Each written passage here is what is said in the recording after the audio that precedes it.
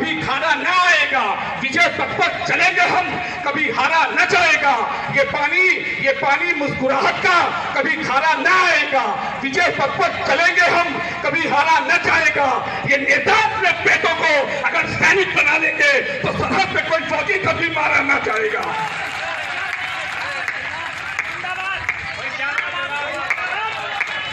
भारत माता की।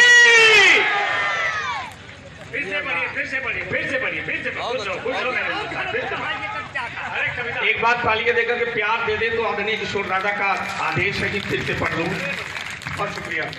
उसी जोर से पढ़ता हूं, आपका फर्ज बनता है कि उसी जोर से सरहद पे खड़े फौजियों के लिए अपना हाथ खोलिएगा। ये पानी मुस्कुराहट का कभी खारा ना आएगा, ये पानी मुस्कुराहट का कभी खारा ना आएगा। विजय पथ पर चलेंगे हम, कभी हारा ना जाएगा।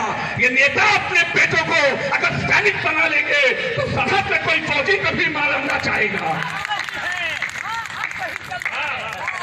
बहुत शुक्रिया मेरे जगतपुर के भाइयों, बहुत शुक्रिया।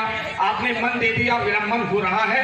4 पंक्तियां पढ़ना चाहता हूं साहब। जब पुलवामा का हमला होता है, जब पठानकोट का हमला होता है, इतने चीथड़ों में लाशें आती हैं कि पहचान नहीं पाते कि हमारा कौन सा भाई किस घर का है। तिरंगे में लिपट करके लाशें आती हैं, लेकिन दादा वहां से 4 पंक्तियों में एक सच निकाला है और आपकी अदालत में रखता हूं। मेरे लिए नहीं, पंक्तियों के लिए नहीं, उन शहीदों की माओं के, शहीदों के घरों तक आपका प्यार जाए। शहीदों के सम्मान में जब पुलवामा का हमला हुआ तो 4 पंक्तियों का सच वहां से निकाला है कि मोहब्बत में जहर की बूंद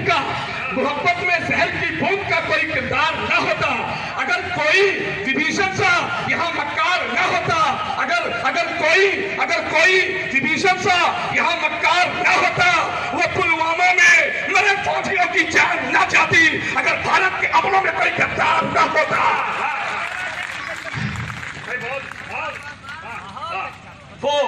वो पुलवामा में मेरे फौजियों की जान न जाती, अगर भारत के अपनों में कोई गद्दार न होता।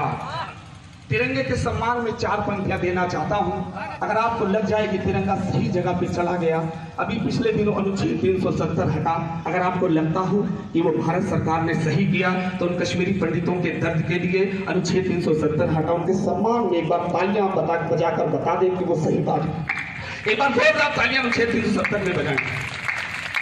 4 पंक्तियां, एक चीज और होना बाकी है। वो क्या चीज होगी वो आपको मैं बताता हूं। 4 पंक्तियों में तिरंगे के सम्मान में आपका प्यार चाहता हूं। क्या चीज होने वाली है?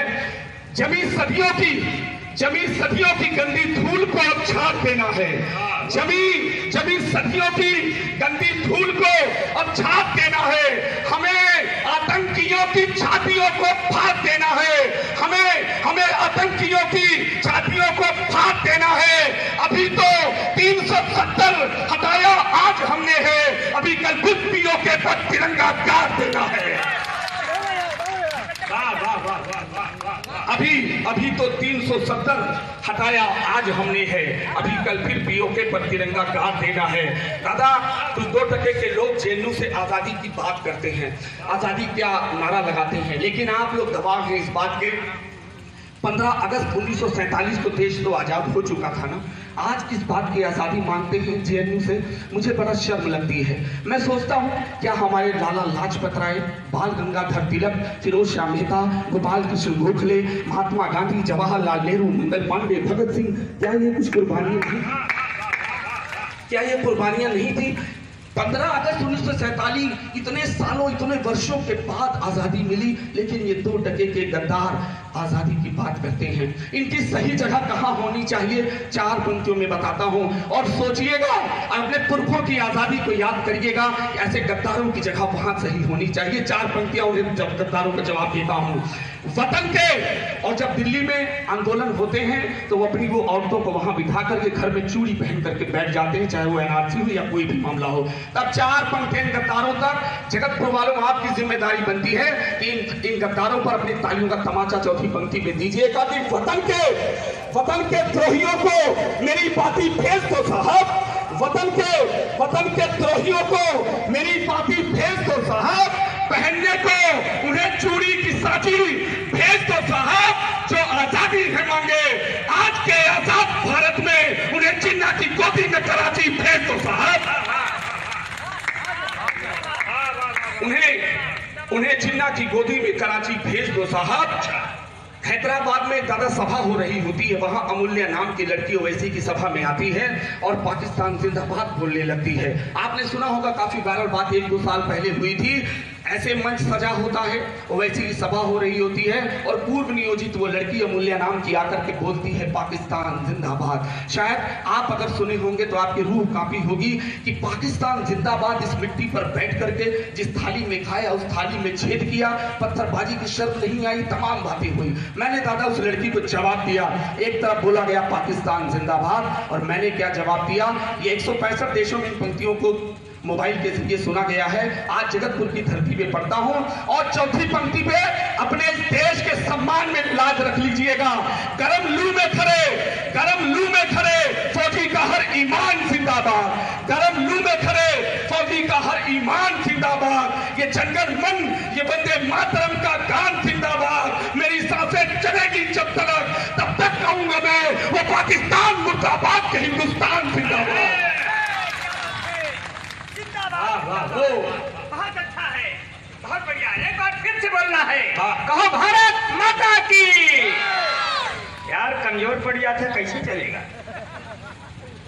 एक बार अंबर भैया के सम्मान में तालियां बजा दीजिए। अंबर भैया के सम्मान में एक बार तालियां बजा दीजिए। बहुत अच्छा कवि सम्मेलन आप सुन रहे हैं, वाकई ज्यादा बहुत अच्छे श्रोता हैं और बहुत मन से सुन रहे हैं। एक मातृत्व शक्ति मेरे मंच पर, हमारे मंच पर बैठी हैं और मेरे सामने मातृत्व शक्ति बैठी है। आपको प्रणाम करता हूं।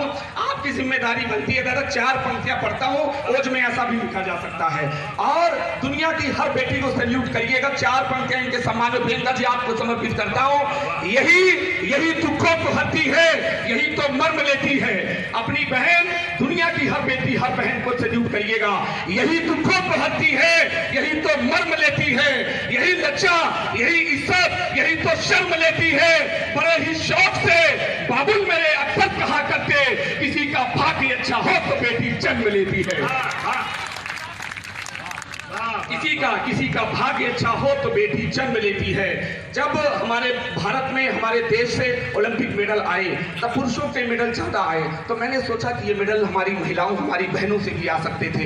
ये मेडल क्यों नहीं आए? 4 पंक्तियां आपकी अदालत में सौंपता हूं और दुनिया की हर बेटी के लिए सैल्यूट कीजिएगा कि शायद मेरे पुरखों से, आपके पुरखों से कुछ गलतियां हुई होगी, ये मेडल और आ सकते थे, क्यों नहीं आए? कि दुती हीमा सी फेरो साइन लग गई होती, दुती हीमा सी फेरो साइन लग गई होती, विदेशों में